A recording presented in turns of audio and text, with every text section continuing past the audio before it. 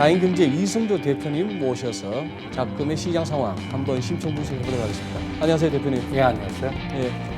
아니, 뭐 시장이 뭐 난리가 났습니다. 난리가 났는데 변동성이 커지고 있는데 최근에 계속해서 이렇게 방송을 통해서 대표님께서는 리스크 관리 강조하시고 미국 시장 하락을 예측하셨는데 어디 뭐 미국 시장뿐이겠습니까? 우리도 예외일 수는 없는데 예를 들어서 그러셨다가 혹시나 이러다가 뭐 짧게 조정 끝나고 올라가 버리면 더 못 벌게 하는 사람이라고 욕은 들으실 거고 혹시나 하락 조정이 깊어지더라도 덕분에 돈 안 잃게 됐다고 감사하는 소리는 잘 못 들으실 텐데 왜 이런 남는 거 없는 주장을 하고 계십니까? 그거는 누구를 상대로 내가 평판을 하는 게 아니라 네. 저도 투자자입니다.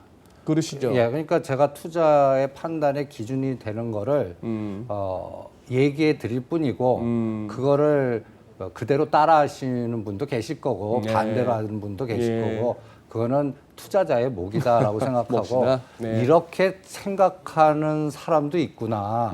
그런 접근 예. 방법이라든지 판단 기준이라든지 예. 이런 것들을 고려해 보시고 아 시장을 저렇게도 보는구나라는 예. 거를 한번 오늘 이번 기회에 한번 풀어 보시기 바랍니다. 예. 저도 뭐 대표님 방송을 본방을 못 보면 이렇게 뭐 저녁에 보고 자고 하는데 요즘 계속 이제 좀 하방 쪽을 갖다가 미리 말씀을 하셨어요. 무슨 냄새를 맡으셨길래? 저는 그 테슬라하고 애플이 액면 분할하는 거. 주식 분할. 예. 예, 뭐 액면 분할보다 주식 분할이라 하시죠. 예. 예. 그러니까 일반적으로 우리가 이제 그 어떠한 그 대주주 입장이거나 네. 아니면은 그 사모펀드 입장일 때 네. 그러니까 매수자 입장이 아니라 매도자 입장일 때 이거를 고가에 팔아먹는 방법이 분할시키는 방법하고요. 그 다음에 또 유무상증자를 같이 시차를 두고 하는 방법. 예. 그 다음에 전환사채를 이용하는 방법. 이런 네. 걸 쓰거든요. 네. 그러면 제가 너무 그 애플이나 테슬라의 그 우리 에너지가 너무 급등을 하더라고요. 그래서 네. 액면 분할하는 날 9월 초에 딱 보고 아 이거는 그 저기 팔아먹는 수법이다. 그래서 욕먹는 한이 있더라도 팔아라. 액면 분할 전에 팔고 저희가 관련되거나 하는 분들은 다 팔아드렸습니다. 그리고 예. 어디까지 빠질지는 저는 11월 달 미국 개선의 미국 주인이 어떻게 되느냐.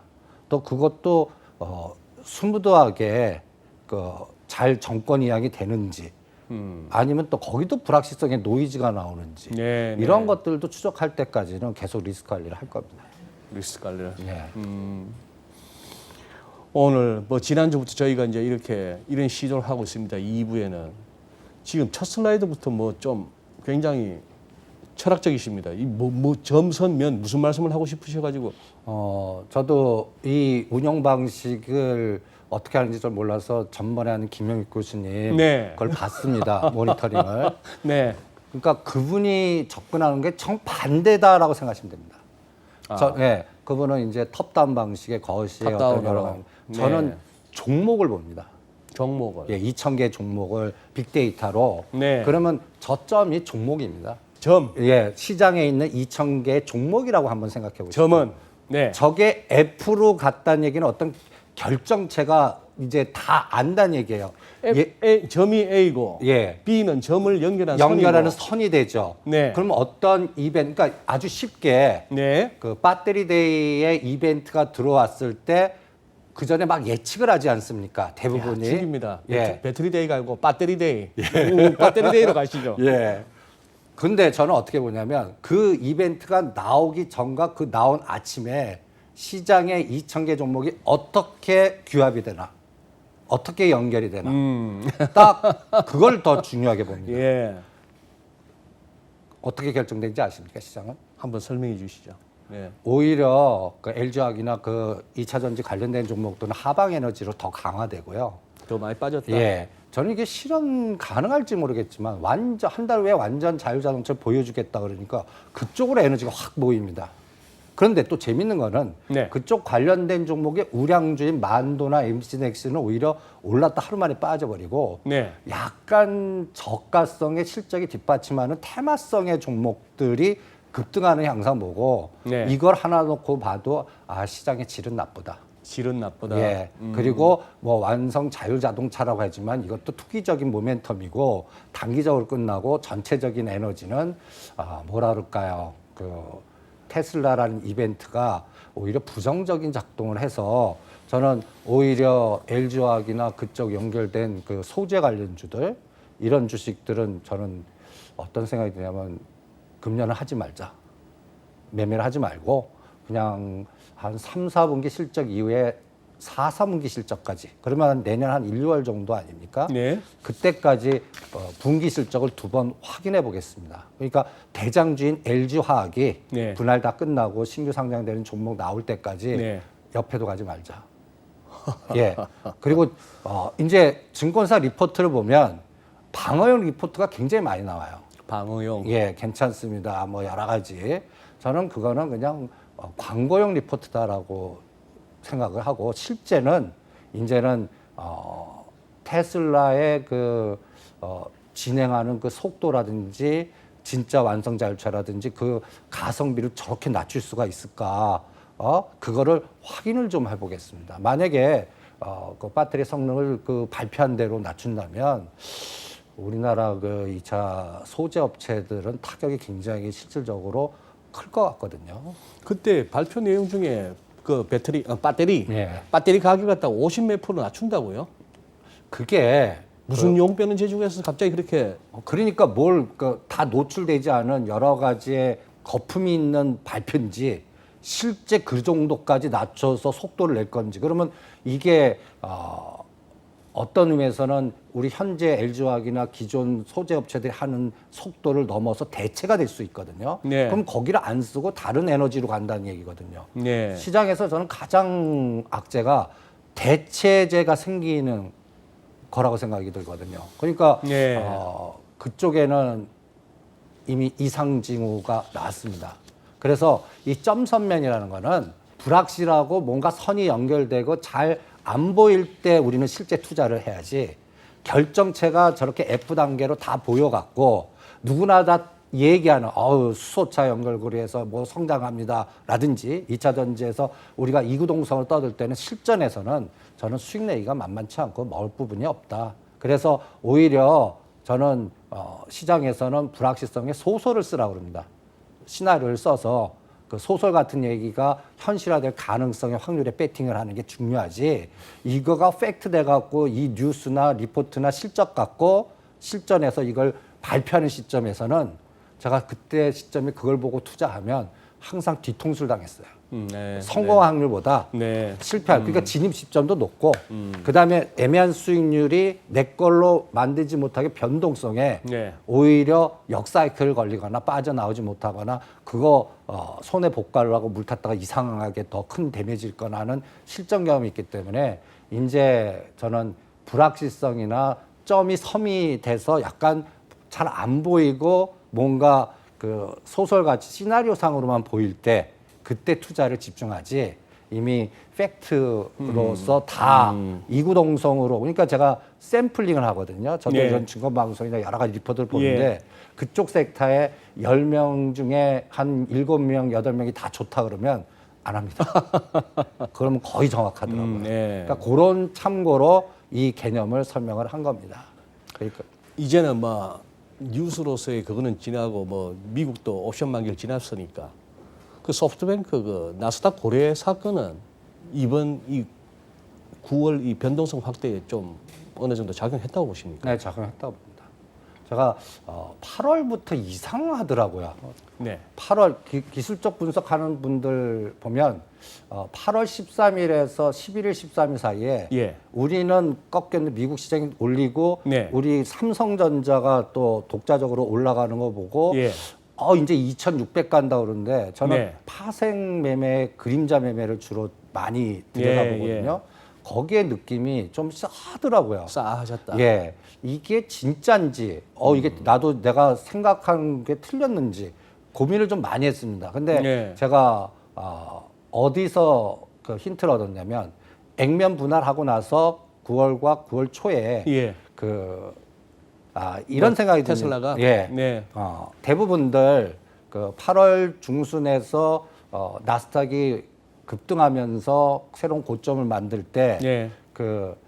그때 이제 나스닥 고래 그 에너지가 들어간 것 같아요. 근데 저는 그 포지션이 아직까지 궁금합니다. 다 청산은 됐을라나? 아니 청산됐을 겁니다. 아, 됐을 것이다. 예. 근데 그게 이제 결과물은 저는 예. 다음 결산 보고서에 나올 텐데 나는 손정희 회장께서 이런 시각으로 배팅했다면 이분 큰일 났습니다.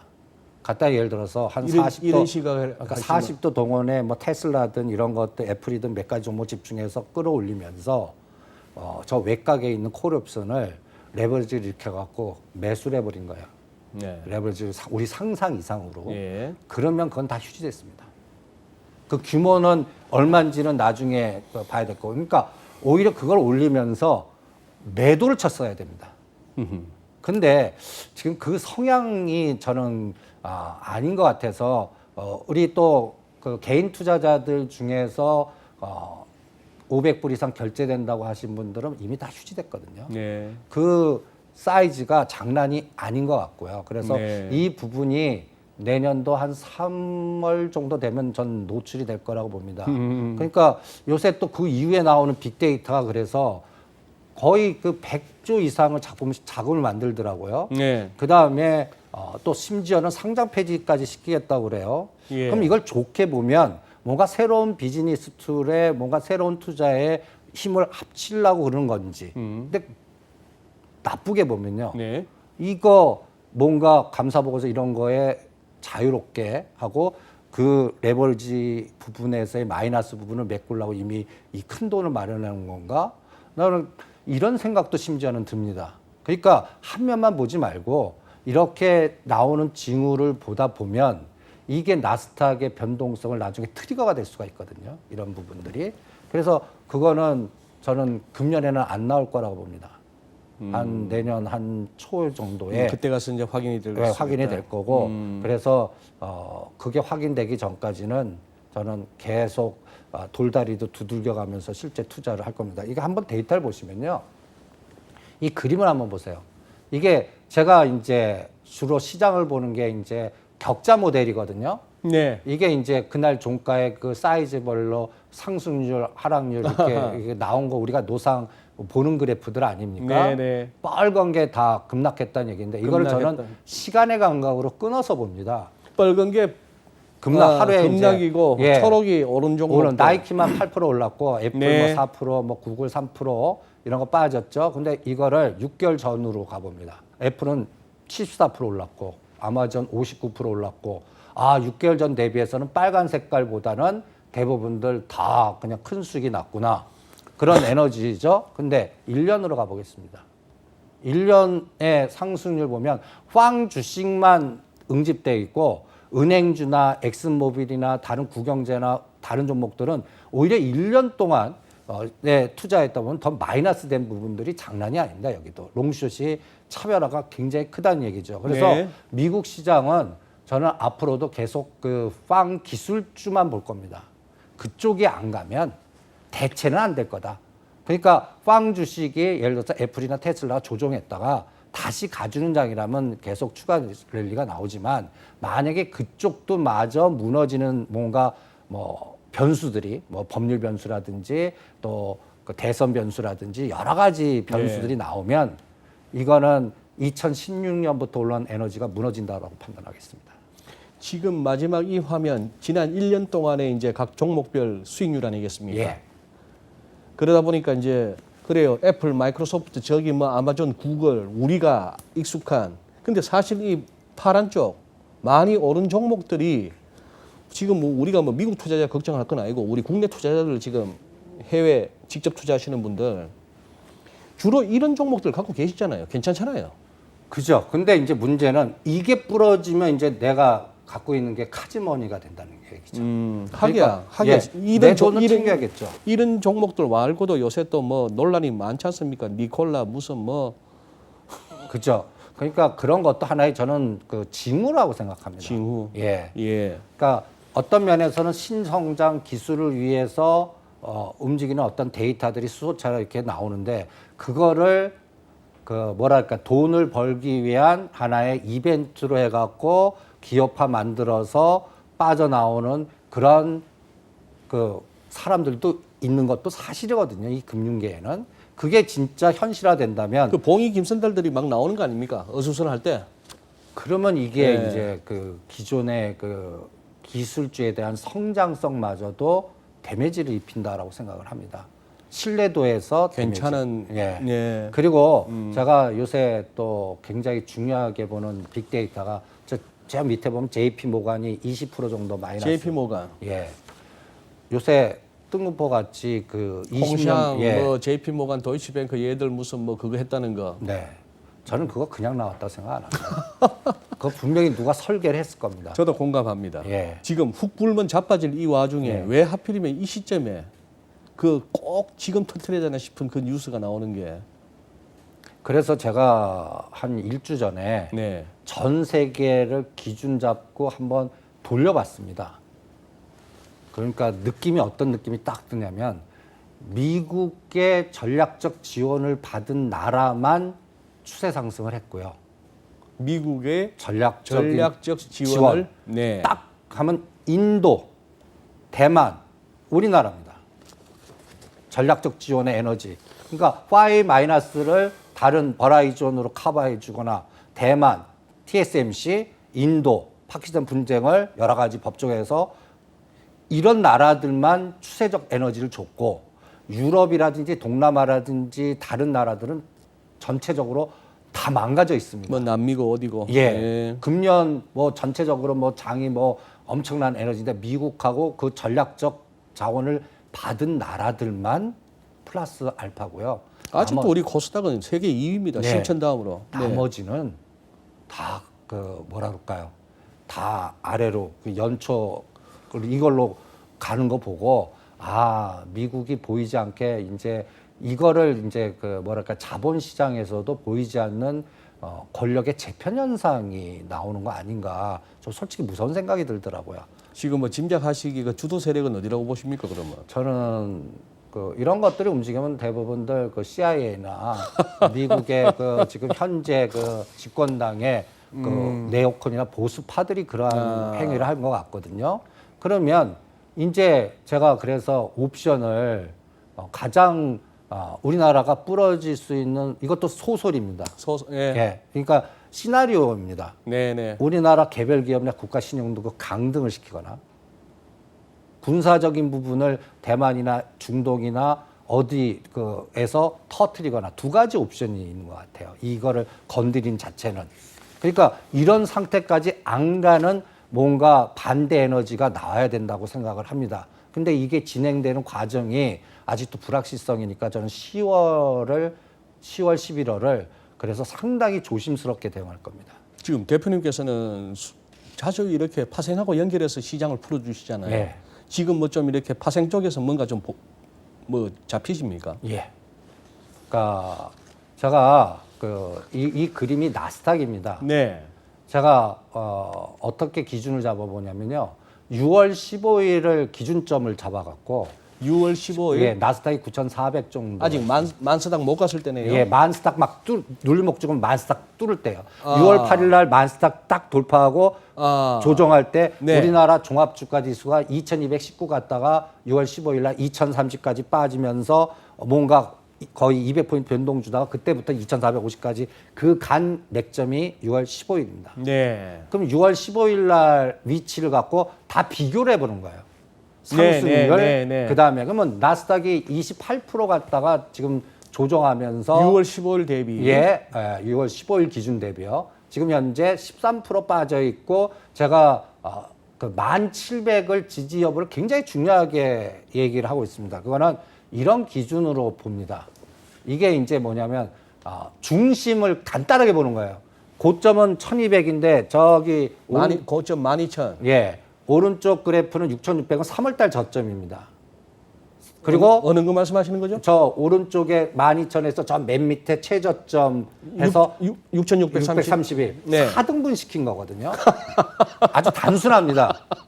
그러니까 그 단순하게 제가 이걸 에너지라고 표현하는데 네. 저는 상승 추세가 유지되는 거는 3월달 저점과 현재 고점 52주 최고가 대비 저 75% 능선을 붕괴하면 상승 추세 훼손됐다고 봅니다. 그래서 우리나라 시가상위 종목들이 금년도 저점과 57가 고점에 75% 능선 깨면 무조건 때리라고 그럽니다. 암만 좋다고 그래도 리스크 관리하라고 그래요. 그러면 우리도 저 75% 능선이 어딘가 한번 나중에 한번 비교해보면 직관이 좀 오는 게 많을 겁니다. 그런데 지금 옆으로 가면 이제 6월 15일이 9,400 아닙니까? 지금 떠오른 에너지에 28% 반 딱 와 있습니다. 1,700이. 이거를 훼손시켰어요. 요번에. 요번에 1700이 예. 깨졌잖아요. 예. 그러면 중심을 깼다는 얘기냐. 그러니까 이게 이제 시각이 반이라도 있어와 반밖에 이 시각하고 비슷한 거예요. 여기서 물이 반밖에 안 찼어. 하고 반이나 있어. 예. 그게 지금 충돌되는 거거든요. 이게 이제 빵에서 충돌되는데 네. 이게 이제 실제 3, 4분기의 성장이나 실적이나 글로벌 변수에 충돌돼 갖고 이게 그러니까 만 스탁은 잘 안 깰 것 같아요. 그런데 1,700에서 10,000까지 빠지는 이 에너지에 우리 종목들은 주변은 더 난리 난다는 얘기죠. 그걸 걱정하는 겁니다. 여기 미국 시장은 중심은 딱 잡을 수가 있어요. 그러면 우리나라는 삼성전자와 SK 하이닉스만 잡아버리는 겁니다. 그러면 이게 어떤 개념이냐면 삼성전자, SK 하이닉스만 관리하는 장이 코스닥이나 다른 뉴나 성장 종목들 심지어는 반토막 내거나 부러뜨리는 수가 있습니다. 롱숏 됐어요. 우리나라가 100이라면 이 100이 증가해서 추세로 가면 괜찮은데 100 사이즈에서 삼성전자, SK 하이닉스만 관리 들어가는 거예요. 그러면 다른 예를 들어서 LG와 카카오, 네이버, 삼성에 그동안 시장을 주도했던 쪽 섹터들 아닙니까? 이게 그 에너지만큼의 숏이 걸릴 가능성을 저는 계속 걱정을 하는 거죠. 이게 파생 시장에서 그런 움직임이 8, 9월 달에 보이더라고요. 저는 미리 그려봅니다. 나스닥이 21% 빠졌을 때 어떤 상황이 나올까? 만을 깼습니다. 7%, 14%, 21% 저런 식으로. 네. 이거는 이제 우리 이준 소장님이 좋아하시는 그 피보나치 비율에 저는 대형주는 약간 좀 내 나름대로 7%, 14%, 21%는 파생의 레버리지 비율을 좀 고려해 갖고요. 그 시가상위 종목들 20개 종목은 저는 7, 14, 21 수치를 인덱스를 굉장히 중요해 보고 7%를 추세 전환선이라고 심지어는 표현을 합니다.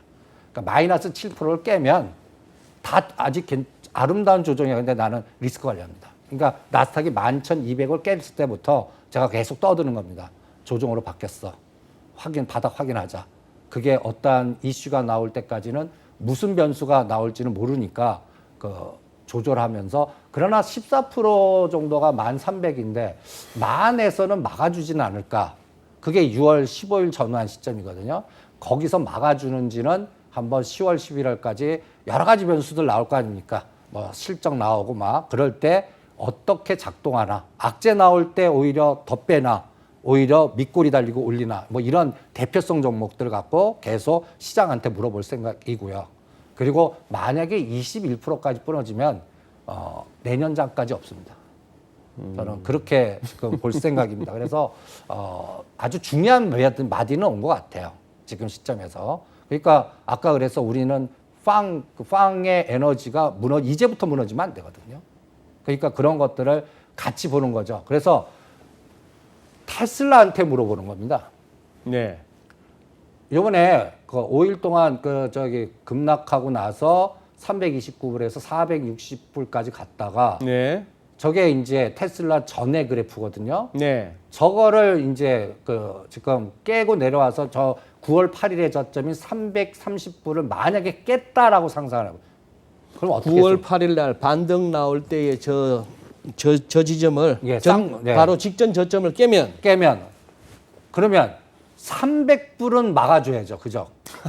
우리가 액면 분할 전에 상징자 의미로 곱하니까 1,500불인데 400불은 2,000불이고 이 300불과 330불을 만약에 훼손하는 에너지가 나온다면 우리나라 다른 관련된 종목들은 이거 1 빠질 때 3 내지 5 빠져버린다고요.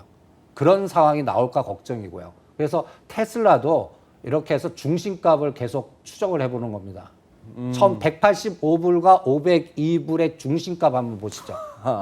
344. 185불과 502불의 중심. 중심 344불. 요번에 거기서 깼다가 돌렸죠. 그런데 75% 능선을 다시 깼습니다. 423불이 또 깨졌다. 예, 460까지 갔다가 다시 깼지 지금 않습니까? 네. 그러면 옆으로 한번 가보시죠. 이게 이제 6월달 저점이 273불이거든요. 네. 502불에서 지금 25% 능선까지 훼손한 겁니다. 중심을 깨고. 네. 그리고 75%까지 갔다가 예. 그러면 이거 A, B, C 지금 C 파동직입니다. 예, 맞습니다. 예. 예. 그러면 이 C의 맥점이 저는 그래서 330을 반드시 한번 후퇴하다. 그래, 300 여기서는 어떠한 악재가 나와도 막아내고 유동성 들어와야 되고 그 악재를 반대로 이기는 뭔가 변수가 나와야 우리는 안심한다. 그때 그래야 LG화학이 바닥을 확인할 수 있고 우리 수소차라든지 신성장 관련주들이 바닥을 확인할 수 있다. 이게 이제 저는 그래서 미리 생각하지 않고 시장한테 물어볼 겁니다. 대표성 갖고 있는 이런 변수가 우리는 어나리스트나 시장 전략가들은 뭔가 여러 가지 글로벌 변수 놓고 환율 이렇게 놓고 이렇게 설명하지 않습니까? 근데 네. 저는 그거에 해당되는 대표성 종목 테슬라, 애플, 아마존 한 5개만 샘플링 해갖고 어떤 변수가 딱 들어왔을 때 네. 악재 호재든 이게 호재가 나왔는데 올라서 빠지거나 이거에다 더 그러니까 시장한테 물어보겠습니다. 이게 어떤 면에서는 제가 스스로 시장 텔레반이라고 하는데 시장 근본주의. 예. 시장 텔레반. 예. 시장은 그 먼저 분석하고 그 설명하려고 하지 말고 시장이 어떻게 반응하나에 나도 반응할래. 대응할래. 그게 그렇게 하니까 안 다치더라고요. 그리고 나중에 설명이 되더라고요. 아, 나중에 이것 때문에 이렇게 됐구나. 대표님도 고래가 아니시니까 시장에서. 그렇죠. 고래. 고래도 실패랍니다. 예. 이 그래서 고래가 큰 세력이고 큰 돈 움직인다고 고래 했는데 고래들이 옛날에 그 런던 고래도부터 해가지고 별로 그 명칭을 쓸 때는 보면 언론에서 좋은 의미로 쓰는 것 같지는 않아요. 덩치만 컸다 이런 얘기 같고. 그리고 저는 그 손정희 회장님이 보이지 않게 급하신 것 같아요.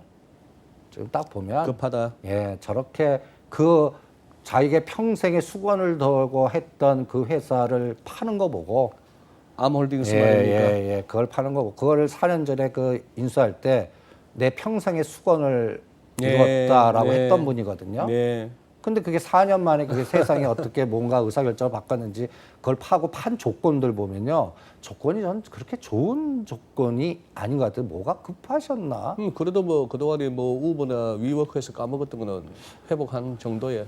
그러니까 저는 그거면 다행인데 이 사람이 있잖아요. 그거를 회복하려고 그 레버리지 이렇게 갖고 요번에 이렇게 해서 이 무리수를 떴나? 예. 이런 이게 오죽하면 돈 넣고 돈 먹기를 했냐 이거죠. 예, 그런 거를 확인을 하려는 겁니다. 근데 이 큰 에너지를 가진 사람들이 어떤 때는 이렇게 무모한 짓들을 많이 잘합니다.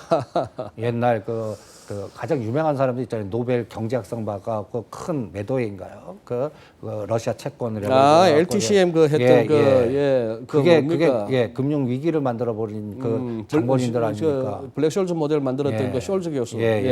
근데 여러분들이 그런 분들이 상식적으로 뭔가 합리적으로 레버리지 보면 이거는 뭐 우리가 상상 이상의 레버리지를 운영하시는 분들이 꽤 많아요. 네. 그러니까 지금 헤지 펀드들도 지금 그렇게 운영하는 분들이 있단 말입니다. 네. 저는 그분들의 한계 상황이 딱 온 것들 같아요.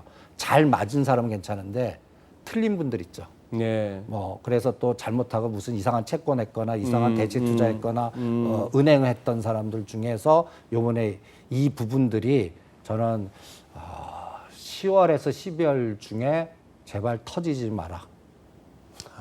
그런 것만. 그러니까 이게 벌써 시나리오를 자꾸 이렇게 그 징후들을 자꾸 점검을 해서 거기에 샘플링 되는. 그래서 요번에 은행을 도이치은행, 그다음에 이런 부분들을 건드렸다는 게 저는 그 기울어지는 운동장에 보이지 않는 그 비대칭성의 정보를 알고 있는 분들의 설계가 저는 솔직히 들어갔다라고 생각을 합니다. 우리 투자자는 그거는 나중에 설명을 들을 것 같고요. 네. 그래서 그 리스크를 조심하자. 계속 체크해보자.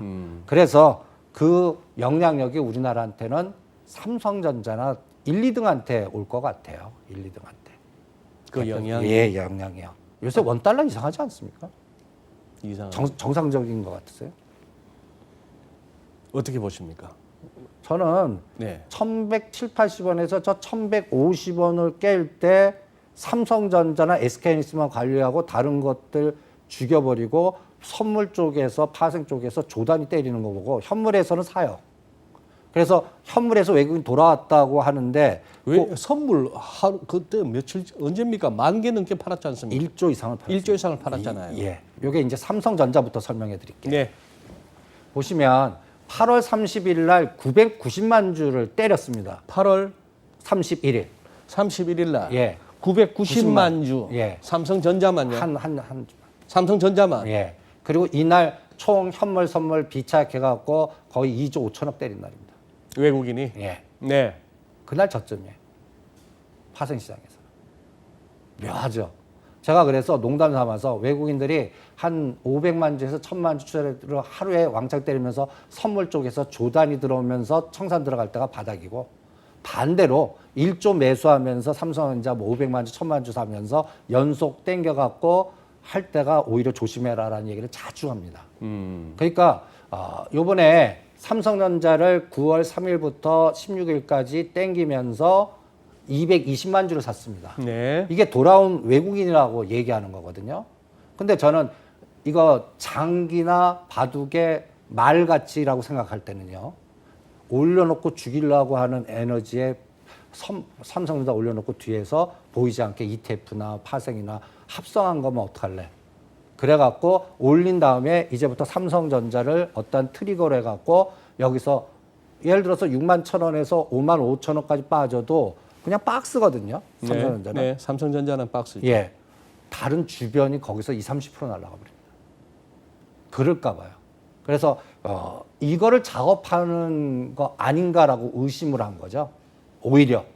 그러니까 현물에서 이거 보고 느끼는 거죠. 지금 보시면 삼성전자가 한 종목만 9,475억 매수했는데 같은 구간에 총량이 7,500억 매수입니다. 이거 그 기간 동안에 예. 이거 갖고 돌아온 외국인이라고 다른 거는 얘기하는 한 2천억 가까이 팔았네요. 다른 종목에서는. 그렇죠.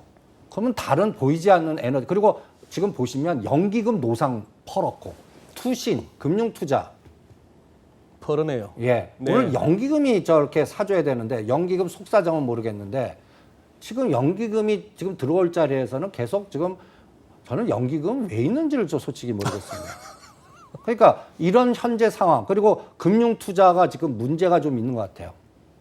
저렇게 왜 에너지 저렇게 계속 팔죠? 저는 보이지 않는 펀드에 무슨 문제가 있어갖고 그거 저는 커버한다고 생각이 들고 또 일반 투자자들이 또 팔아갖고 잡고. IPO나 이런 거 네, 가니까 네. 어쩔 수 없이 파는 부분도 있고 그렇죠. 그러니까 이것도 하나의 또 징후라고 하면 오죽하면 IPO 러시가 일어날까. 오죽하면. 예, 미국도 그렇고 우리도 그렇고요. 음. 여러분들 지금 같은 장에 아니고 평상시라면 카카오 게임즈나 SK바이오팜이 따따상이라든지 저렇게 가격 못 받습니다. 예.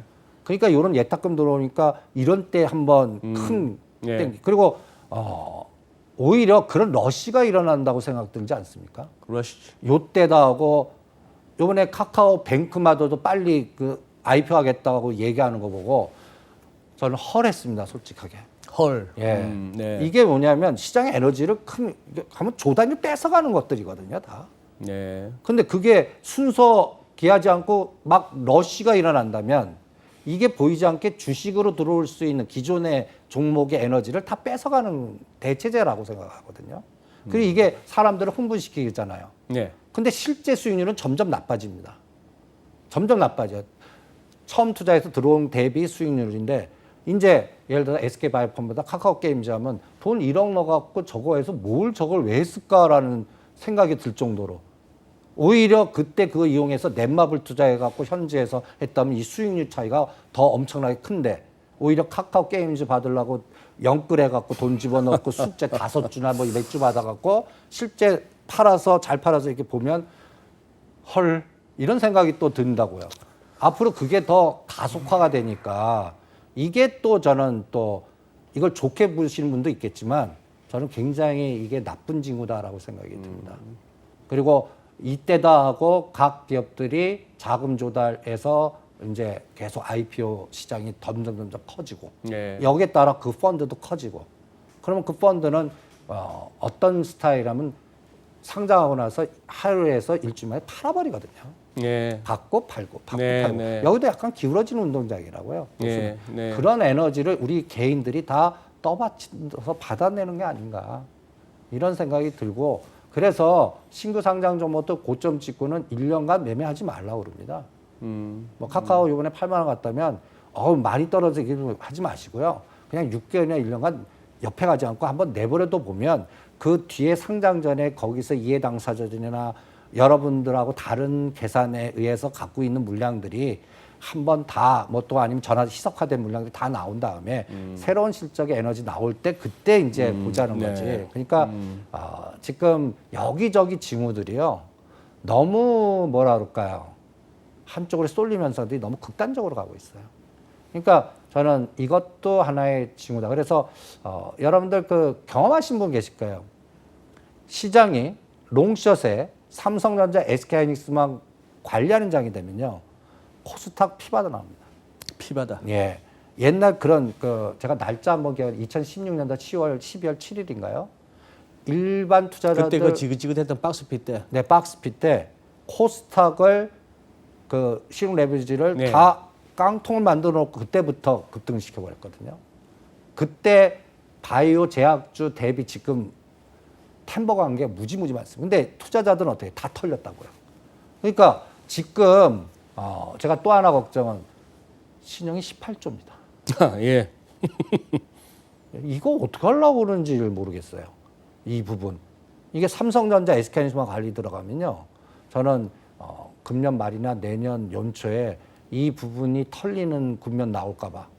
털고 갈까 봐. 그러면 이 지금 영업 끌어들어갖고 젊은 투자자들이 굉장히 많은 것 같거든요. 그러니까 이런 분들이 다칠까 봐 솔직히 교장 선생님 소리 같은 소리일지 모르겠지만 조심하십시오라는 얘기를 계속 해드리고 싶습니다. 여기가 이 주시장이 만만한 데가 아닙니다. 그러니까 첫 행운을 너무 내 실력이라고 믿지 마시라는 얘기를 계속 해드리고 싶어요. 무모한 투자자가 금년도는 수익이 제일 컸을 겁니다. 네. 20, 30대가. 그래갖고 소금에 돈 갖고 큰 돈 만드신 분도 계실 거예요. 그거를 잘 지키십시오. 내 걸로 만들고 네. 그다음에 철저히 오히려 이제 그렇게 보신 분은 삼성전자만 매매하십시오. 삼성전자를 크게 데미지 안 입으니까. 그거 갖고 트레이딩 하다 보면 전체적인 시장의 어떤 상황을 좀 한 3개월이나 6개월 정도 지나다 보면 느낌이 오실 겁니다. 이거는 너무 거품이 낀 게 거품이 빠지는구나. 우리가 거품 빠질 때만큼 무서운 게 없습니다. 네. 저게 완전한 성 같은데 거품이 빠지는 순간에 완전히 더 밑바닥까지 갔다 가거든요. 네. 그거 레버리지 일으킨 분들은 기회 안 줍니다. 다 털리고 가죠. 그래서 지금은 잘 지켜라. 그리고 금년도 진짜 큰 수익 내신 분들은 아직도 평가 이익으로만 갖고 계신 거예요. 그거 카지노몬입니다. 제가 노상 강조하는 게 그거를 내 걸로 만들어야 내 돈입니다. 네. 예, 그거를 미국에 하셨던 우리나라에 하셨던 저는 잘 지켜서 카지노머니를 잊지 말고 나와서 들고 나올 때 카지노를 떠날 때가 진짜 내 돈이니까 그거를 그렇게 만드시고 리스크 관리하면서 지금 장이 10월에서 12월 달은 전문가도 못 맞히는 장입니다. 그러니까 변동성은 또 장난이 아닐 것 같고요. 네. 그리고 우리가 설명하지 않은 새로운 변수들이 이제 계속 나온다는 얘기입니다. 네. 네. 이게 이제 그러니까 뭐 북한 얘기. 네. 그러면 예를 들어서 저는 또 어떤 시나리오 짜냐면 북한이 미사일 쏘고 소규모 핵실험하면 별 생각을 다 해보는 거예요. 그러면 그때 시장은 어떤 걸로 규합해갖고 어떤 게 움직일까? 거기에 관련돼서 어떤 종목들은 진짜 50 최저가면 그거는 한번 지금부터 역발상을 사보자. 그리고 그게 시나리오가 현실화됐을 때 오히려 팔아보자.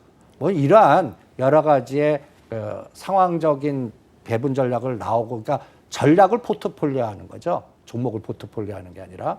그리고 전체적인 거는 저는 3, 4분기 실적은 반드시 확인해라. 그리고 11월 달 미국 대선의 주인이 확인되고 다음 정책의 컨센서스가 확보될 때까지는 그동안 2016년부터 미국 시장은 분석하자.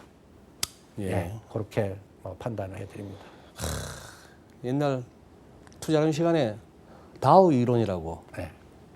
조정을 받는 게 올라갔던 게 3분의 1, 3분의 2 그러면서 뭔가 좀 허전하니까 절반은 꼭 있고 그러고 나서 조금 더 이제 실무를 하면서 엘리어트 파동 이론을 배웠더니만 뭐 피보나치 어쩌고 저쩌고 하면서 38.2, 50, 61.8 그러고 뭐 어지간한 HTS에도 다 있는 그 피보나치 조정 레벨을 꺼보면 기가 막히게 그어서 어지간한 지수나 환율이나 금리는 탁탁 도우니까 책대로 가네 하는 싶은 게 있었는데 오늘 대표님은 또 아주 심플한 4등분 이론을 갖고 오셨습니다.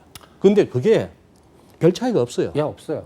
23.6이나 피보나치에서 말이 23.6이나 25나 뭐 38이나 33이나 뭐 3분의 1이 50이 또 그런 식인데 그것도 그거지만 지금 말씀하신 거는 그러니 시장에서 늘 주식시장만 갖고 얘기했을 때 오르는 것만 갖고 돈이 되는 건 아니지 않습니까? 지금은 롱과 숏이 지금 막 붙고 황소와 곰이 지금 팽팽해지는 시점이고 지금 그렇다면은 또 하나의 일반적인 모두가 별 의심 없었던 명제가 흔들립니다. 뭐냐 하면은 미국 대선 전까지는 안 빠져.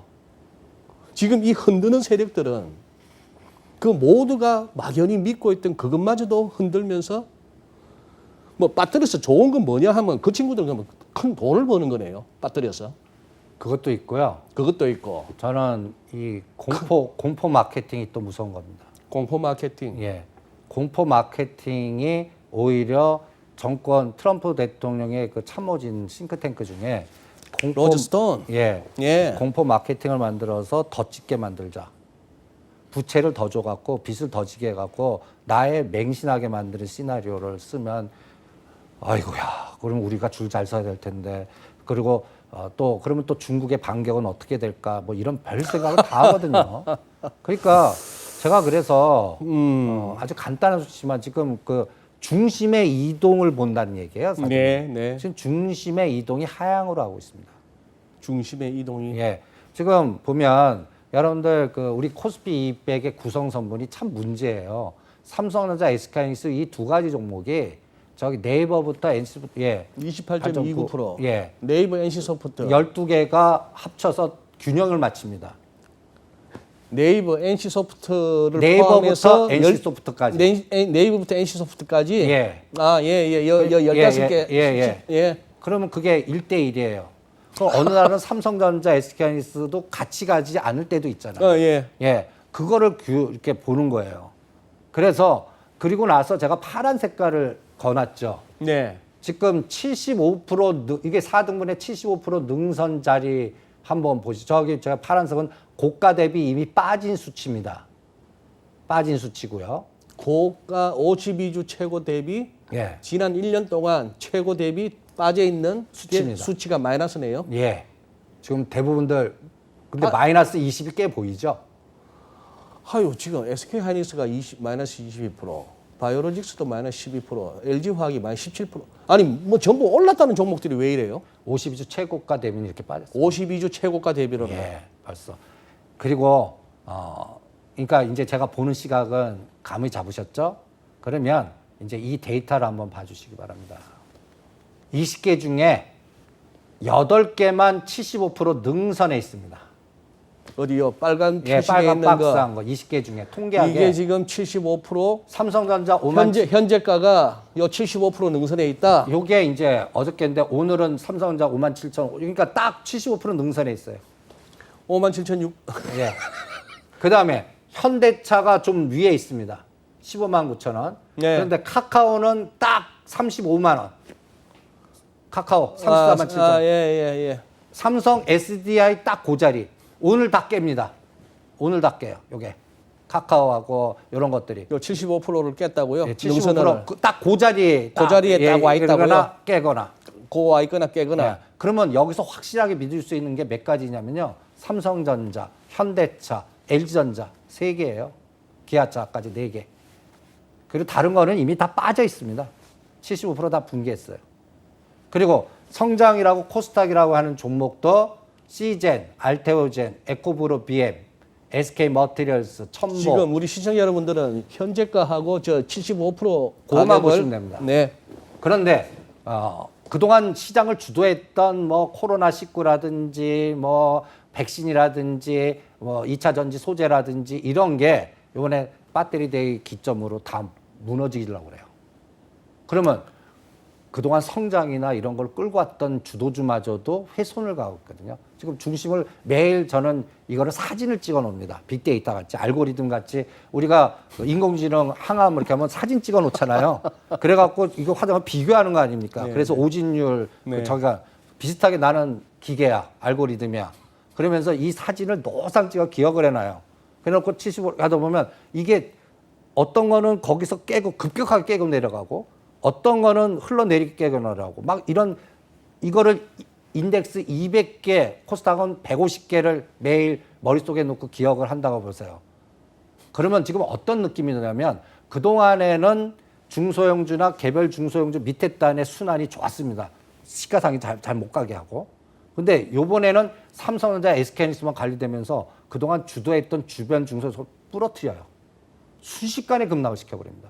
50%까지 수익 난 것도 일주일 만에 다 토해내게 만들거나 이런 종목들이 중소형주 테마단의 부지기수로 막 나와요.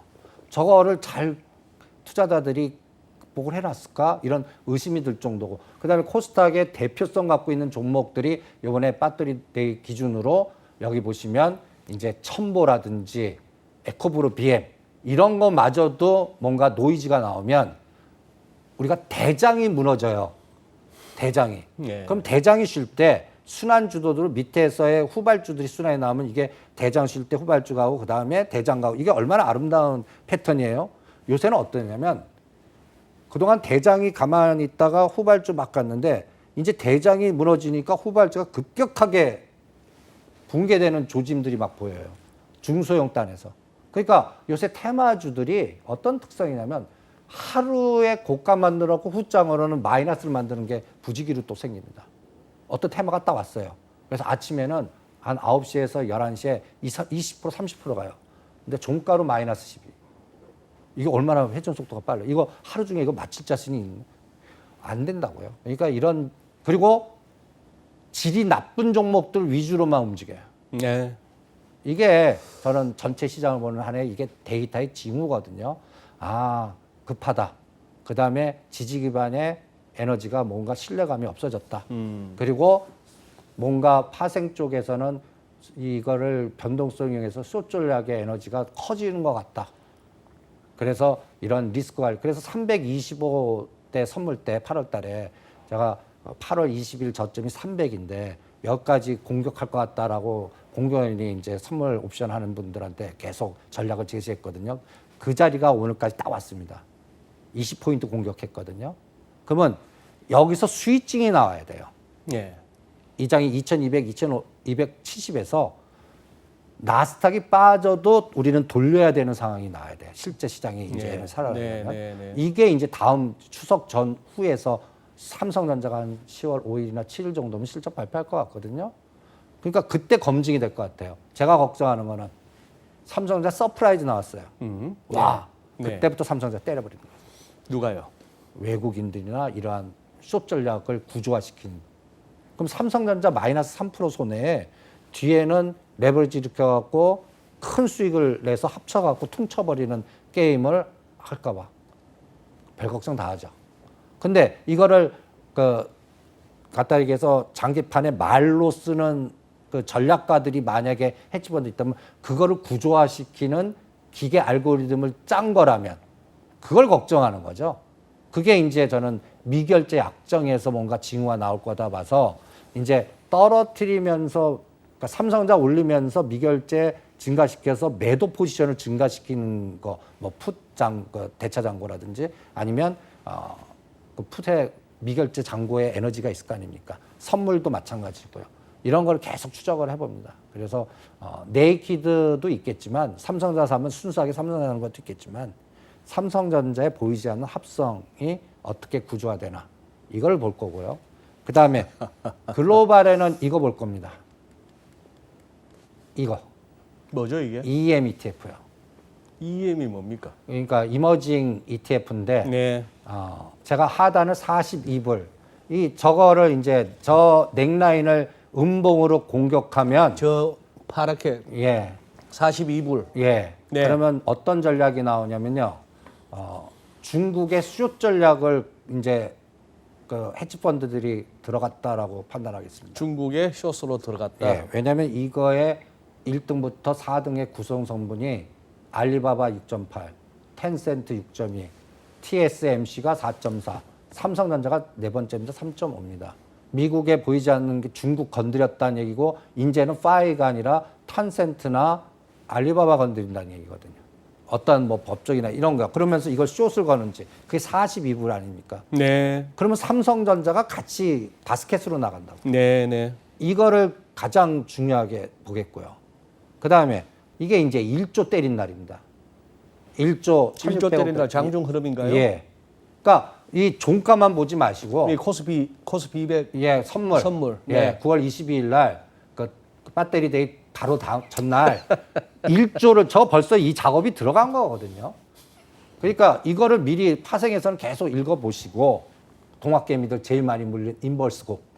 아, 네. 한쪽은 레버리지를 그리고요. 네. 한쪽은 인버스곡 넣어서 매일 의미 있는 날에 종가를 계속 선을 그어봅니다. 네. 그러면 저 맨 위에 한번 보시죠. 8월 13일 날 2458에 저 빨간 색깔 저 맨 위에 예, 1633원 나오죠. 16,330. 16,300원. 2458. 8월 13일이죠. 그 반대편에 인버스곡이 3,880원이거든요. 그 이제 감이 나오죠. 그다음에 9월 16일 날 똑같은 2,450대 줬습니다. 요게 16,015원 나옵니다. 네. 그리고 쌍바닥이에요. 인버스 곱은 3,800원. 저기 보시면 맨 밑에 9월 16일. 예. 그러면 인버스 쌍봉 때 이 쌍바닥 개념은 그건 당연한 거 아니에요. 그죠? 그런데 어디서 감을 잡냐면 2월 13일. 저 가장 굵게 만들었던 요거. 예. 요선. 예. 그게 2월 13일이거든요. 15,320원 2,255포인트입니다. 지금 레버리지는 그거 아래에서 놀아요. 네. 지수는 그거보다 높은데 레버리지가 레버리지가 더 낮아요. 그런데 또 재밌는 거는 인버스 곱도 튀어오르지를 못해요. 인버스 곱도 튀어오르지 못한다. 네. 요번에 인버스 곱이 SK하이닉스 투매 나와갖고 71,000원 저 파란 색깔의 8월 20일이거든요. 네. 4,500원입니다. 요번에 요거를 돌파나 볼 거예요. 인버스예요, 지금. 인버스 곱이 4,500원에서 쌍봉 나오면 이 장 괜찮아요. 순환되고 적절히 조정됐다가 다시 간다. IT 순환된다. 이렇게 보겠는데. 인버스가 쌍봉되면은 네. 인버스가 쌍봉되고 못 오르면은 예. 이 장은 살아나는 거고. 네, 살아나는 거고. 요번에 이걸 5,000원을 튀고 나가요. 인버스가. 예, 인버스 곱이. 그러면 생각하지 않는 한 단계 하락은 각오하자. 네. 이렇게 판단하겠습니다. 예, 그러니까 이게 이제 기준이 뭡니까? 시장한테 물어보겠습니다. 그냥 시장한테? 예, 생각 안 할래요.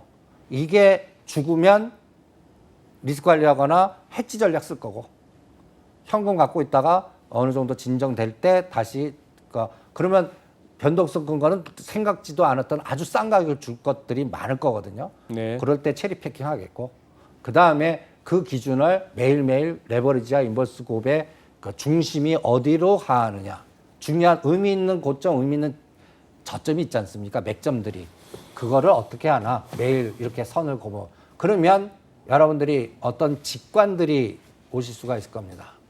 이거를 한번 참고를 해보시죠. 이 지천명 후반에 접어들어갖고 아주 천진무구한 말을 한마디 해보겠습니다, 대표님. 뭐 이렇게 복잡하게 살고 왜 이렇게 악의적으로 살죠? 다 그냥 외국인도 기관도 개인도 빠지면 같이 사주고 뭐 이렇게 해서 너도 좋고 나도 좋고 해서 다 이렇게 좋으면 되지 왜 기어의 언놈 죽여가면서 그것도 주식을 갖다가 급락을 시켜가면서 남의 주머니 털라고 꼭 이렇게 해서 살아야 됩니까? 근데 저는 머니게임 시장은 제가 경험한 바에 하면 그거를 자연스럽게 하는 시장이라고 생각합니다. 다 같이 먹자가 아니라 남이 하나 갖고 있는 것도 뺏어가서 다 같이 먹을 수가 없지 않습니까? 예, 예. 그러니까 누군가의 주머니에서 와야죠. 내 주머니로. 그러니까 저는 이 자본시장의 머니 게임은 제가 그래서 주로 기업의 가치도 중요하지만 성장이나 실적이 저는 제가 제공하는 화두가 하나 있습니다. 네. Follow the man, follow the money. 돈줄을 잡고 사람의 이기심이나 탐욕이나 여러 가지의 뭐랄까 설계를 추적해 보자. 살록 홈즈 같죠. 그러다 뒤지다 보면 어떠한 무릎 딱 치는 것들이 많이 걸립니다. 그러니까 그런 데서 대주주의 탐욕만큼 무서운 게 없는 것 같고요.